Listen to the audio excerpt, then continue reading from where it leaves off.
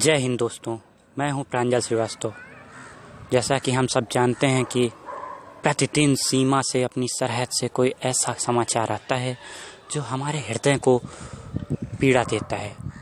प्रतिदिन कोई वीर सपूत, कोई जवान अपने प्राणों को न्यौछावर कर देता है, किंतु ये समाचार के चैनल 2 या 3 दिन दिखाते हैं, फिर भूल जाते हैं।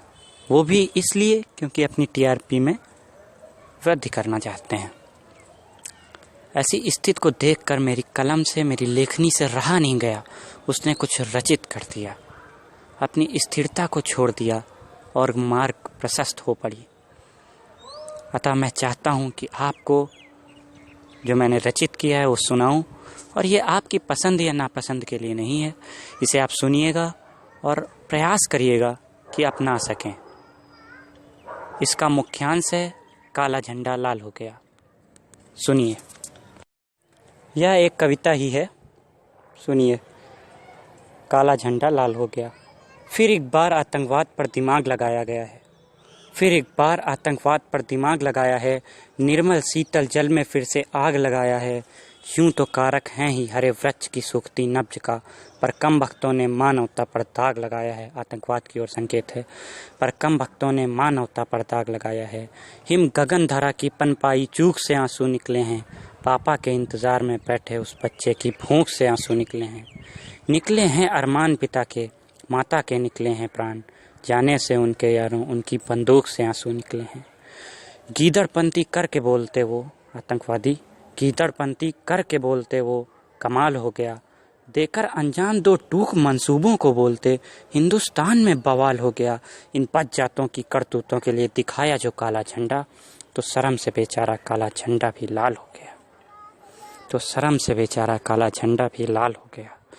जहां बच्चों के मन में आतंकवाद मचल रहा है, जहां मसीहा गीदड़ों का सरेआम टहल रहा है, वो आज शेरों को तरकीब बता रहा है। पाकिस्तान की ओर इशारा है।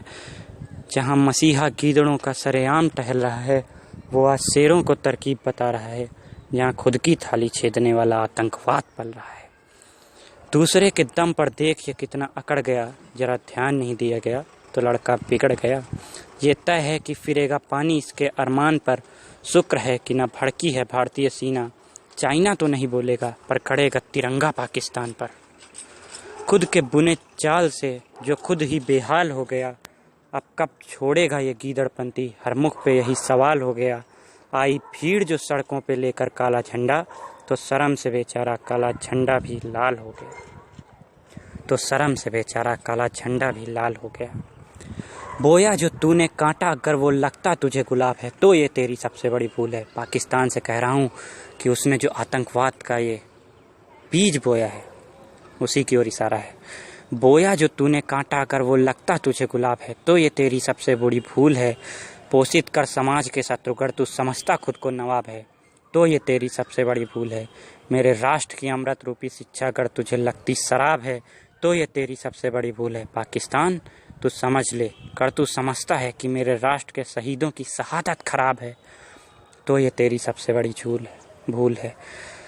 खौलते हर जिस्म के कतरे में तेरी बर्बादी की तैयारी है। खौलते हर जिस्म के कतरे में तेरी बर्बादी की तैयारी है। समझौता बहुत हुआ बातों से, अब इस बार कुछ और करने की तैयारी है। जो शहीद हुए तेरे लिए वो महज एक घटना है, पर यही घटना फैलती इस आग की विध्वंसकारी चिंगारी है। इन घुसपैठियों का तो ये चलता फिरता ससुराल हो गया। जो जबरन घुस आए ये इसमें, तो मासूमियत इनका 56 भोगी थाल हो गया। निपटा इसे रखते ख्वाहिश जन्नत की, जन्नत का जहन्नुम में तबादले को जो दिखाया काला झंडा, तो शर्म से बेचारा काला झंडा भी लाल हो गया। तो शर्म से बेचारा काला झंडा भी लाल हो गया। वर्दी पर महज एक दाग से सब मान खराब हो जाता है। करने से घोटाला खुदा की बंदगी में उसका फरमान खराब हो जाता है। गर न ज्ञात हो कला निशाने की, तो तीर कमान खराब हो जाता है। क्या खूब कहा उस गमगीन किताब ने, समझिएगा यहाँ पे अगली पंक्ति पे, क्या खूब कहा उस गमगीन किताब ने कि बंद करो ये दहशत मेरे नाम पर। इससे सारे कुरान खराब हो जाता है। इससे सारे कुरान खराब हो जाता है। खंजर न संभाल पाया जो वो शमशीर क्या संभालेगा। कायर में ही रहता है जो खुश, वो वीर क्या संभालेगा। तेरी मांग को तो हम हिंदुस्तानी पूरा कर देते, पर जो सिंध बलूच पेशावर नहीं संभाल पाया वो कश्मीर क्या संभालेगा। ज्यों किसी ने पूछा भी नहीं और मटके की प्यास तोड़ दिया, तूने भी पाकिस्तान उसी तरह हमारा विश्वास तोड़ दिया। पर हर मौका तूने गवा दिया है, अब इस बार तू क्या छोड़ेगा, ले हमने ही तेरा हाथ छोड़ दिया। तेरा पाला हुआ आतंक अब तेरा ही जाल हो गया, तेरी सरफिरिस्ती में ही मासूमों का खूनी रुमाल हो गया। हर हमले से उन हैवानों का एक धमाल हो गया, ऐसे धमाल को नस्तनाबूद करने को दिखाया जो काला झंडा, तो शर्म से बेचारा काला झंडा भी लाल हो गया, लाल हो गया। अब अगली पंक्ति पर दोस्तों, मित्रों, उस जवान की जो शहीद हो गया, अंतिम रात की स्थिति का वर्णन करता हूँ और उसके गम अगर आप समझ सकें तो आपके हृदय को चीर देंगी अगली पंक्तियाँ। सुनिए। लगा सरहद पर उस वीर को वो अकेलापन भी अपना, जब उसकी अंतिम रात में माँ ने देखा था उसकी किसी टूटे तारे का सपना।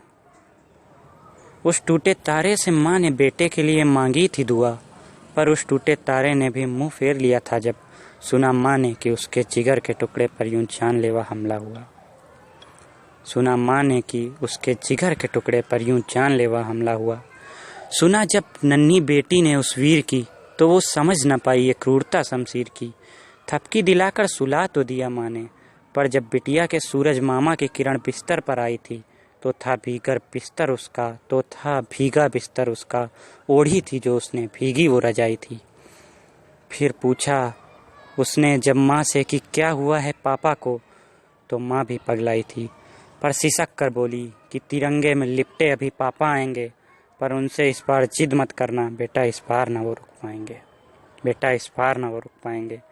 रोती बिलखती वीर के पिता की आंखों का रूप ही प्रचंड था, रोती बिलखती वीर के पिता की आंखों का रूप ही प्रचंड था।